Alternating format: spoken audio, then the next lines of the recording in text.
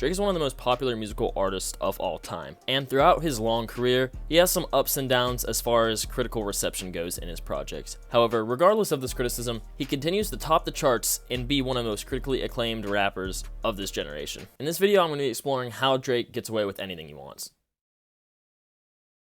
What's up guys, it's Bryson Fitzroy comes back into the video, and today's video, I'm talking about Drake. So, if you haven't been living under a rock, you would know that Drake's new album, For All the Dogs, is out now. It came out the other day at 6 a.m. I had an alarm set for 6 a.m., listened to it, and went right back to bed.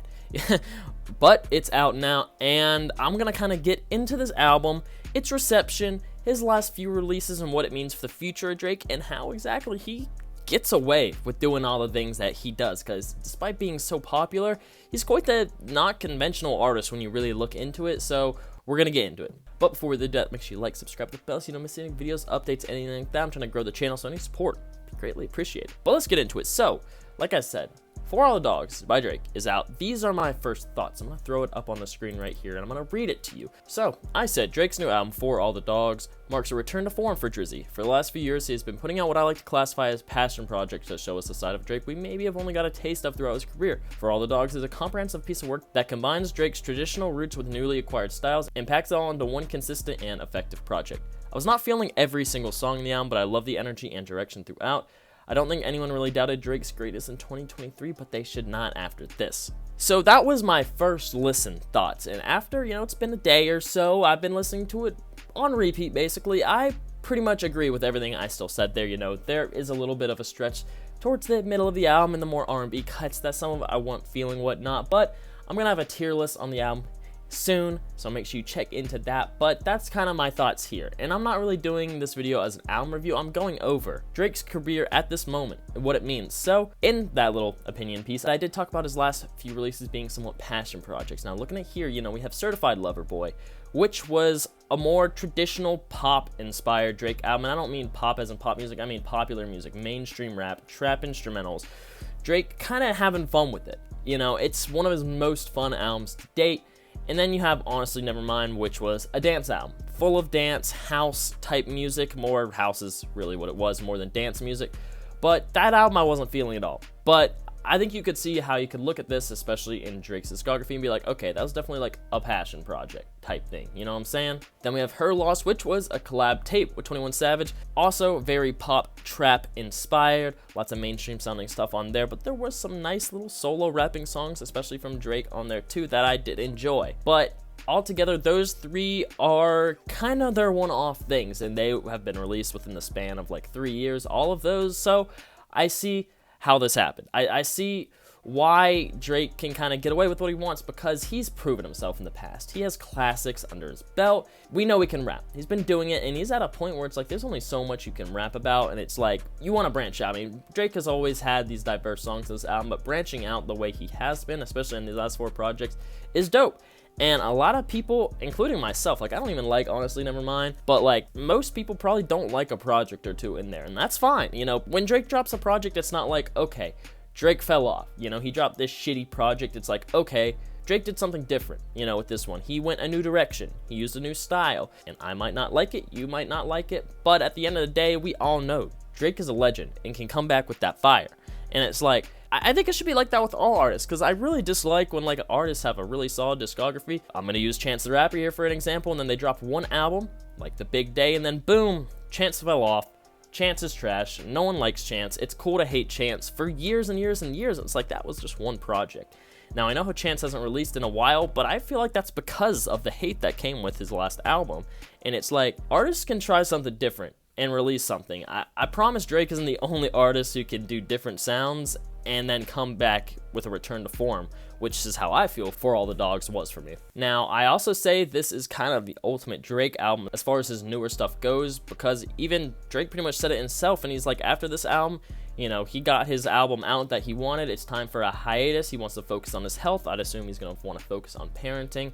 And I'm assuming when he comes back, it'll probably be somewhat of a musical reset. But I probably won't make music for a little bit. I'm going to be real with you. I need to focus on my health first and foremost, and I'll talk about that soon enough. Nothing crazy, but just like, you know, I want people to be healthy in life, and I've been having the craziest problems for years with my stomach. I'll just say it what it is. Now I'm saying I was gonna say it, I'll say it now. So I need to focus on my health, and I need to get right, and I'm gonna do that. I need to get right. I have a lot of other things that I would love to focus on. So I'm gonna lock the door in the studio for a little bit. I don't even know what a little bit is. Maybe a year or something, or maybe a little longer. Yo, there's a Party Next Door feature. So you heard it there yourself. Around a year or so, honestly, I think Drake could go for the longer for that. He doesn't even have to come back. This man could retire right now, which is something he had talked about before this album came out, but I think he's decided hiatus is really the way to go. Now, I'd be hard-pressed to talk about Drake in 2023 and how he gets away with things if I did not talk about his nemesis, Kanye West. When the cover art for All the Dogs came out, it was drawn by Drake's son Adonis, but it was given a lot of parallels to Kanye West's original Donda cover. Now, is that a coincidence? I don't know.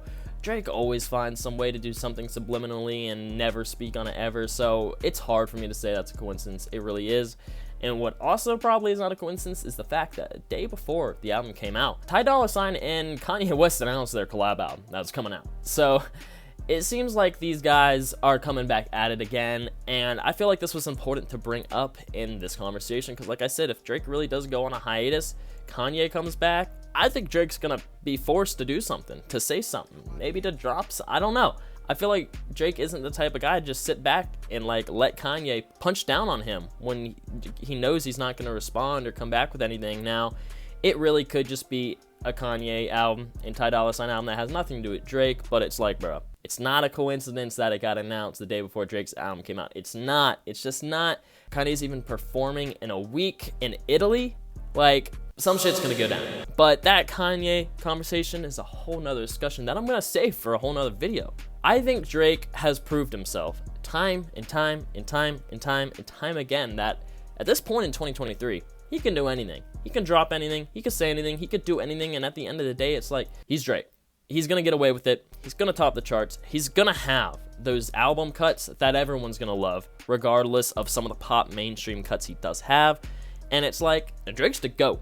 Now, I'm not even trying to like sit here and like meat suck, because like I said, there are some projects I don't like from Drake, especially Honestly Nevermind. I did not like that project at all, but I respect the direction, I respect the versatility, and I respect his return to form and keeping it true to his fans.